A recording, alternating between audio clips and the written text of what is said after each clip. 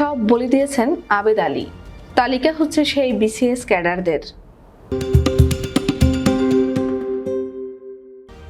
বাংলাদেশ সরকারি কর্ম কমিশনের সাবেক গাড়ি চালক সৈয়দ আবেদ আলী প্রশ্নপত্র ফাঁস সংক্রান্ত তার দুর্নীতির বিষয়ে আদালতে স্বীকারোক্তি দিয়েছেন। স্বীকারোক্তিতে সব বলে দিয়েছেন তিনি। তার হাত ধরে অনেকেই হয়েছেন বিসিএস ক্যাডার। সব ক্যাডারেই রয়েছেন তার লোক। আবেদ আলীর হাত ধরে যারা বিসিএস ক্যাডার হয়েছেন তাদের তালিকা প্রণয়নের কাজ শুরু করেছে একটি সংস্থা। পিএসসির প্রশ্ন ফাঁস শুরু হয় আগে থেকেই। গত 24তম ব্যাচে এর ব্যাপকতা বাড়ে। পরে 25তম ব্যাচে প্রশ্ন ফাঁস বিষয়টি ধরা পড়ে। ওই সময় পিএসসির মেম্বার ছিলেন মাহফুজুর রহমান আর তার ড্রাইভার ছিলেন সৈয়দ আবেদ আলী। তার নেতৃত্বে একটি গ্রুপ থাকতো। তারা কাস্টমার জোগাড় করে দেওয়ার দায়িত্বে ছিল। ঢাকায় গুলশান এলাকায় একটি ভবনে এবং নীলফামারীর কিশোরগঞ্জ উপজেলায় ভিন্ন জগৎ নামক একটি রিসোর্ট ছিল মাহফুজুর রহমানের। যারা টাকা দিত তাদের এই দুই স্থানে রেখে পরীক্ষার একদিন আগে প্রশ্নপত্র দেওয়া হতো।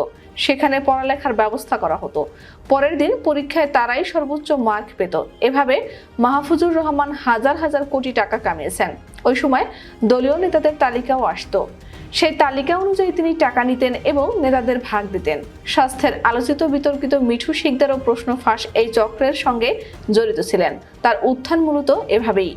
সৈয়দ আবেদ আলীর হাত ধরে যারা বিসিএস ক্যাডার হয়েছেন তাদের তালিকা প্রণয়নের কাজ মঙ্গলবার থেকে শুরু করেছে একটি সংস্থা।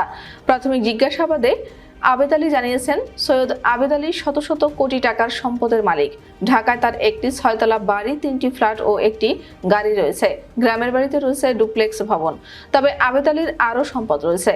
অপরাধ বিশেষজ্ঞদের মতে, ড্রাইভার আবেদ আলী যদি শত শত কোটি টাকার মালিক হন, তাহলে তিনি পিএসসির সদস্য মাহফুজুর রহমান সহ যেসব কর্মকর্তার গাড়ি চালিয়েছেন তারা কত হাজার কোটি টাকার মালিক তা আর বোঝার অপেক্ষা রাখে না।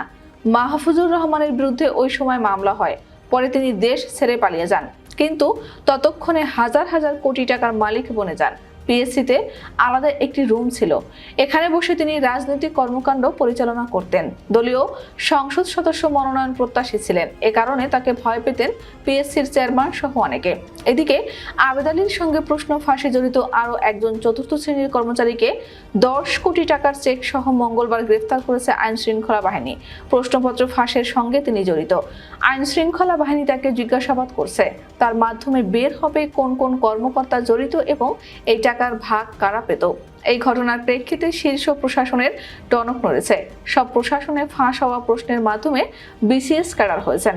উল্লেখ্য, সোমবার বাংলাদেশ রেলওয়ের উপসহকারী প্রকৌশলী পদে নিয়োগ পরীক্ষার প্রশ্নপত্র ফাঁসে জড়িত থাকার অভিযোগে রাজধানীর শেওড়াপাড়ার ওয়াসা রোডের নিজ ফ্ল্যাট থেকে সৈয়দ আবেদ আলী ও তার বিশ্ববিদ্যালয় পড়ুয়া ছেলে সৈয়দ সোহানুর রহমান ওরফে সিয়াম সহ 17 জনকে গ্রেফতার করেছে আইন শৃঙ্খলা বাহিনী।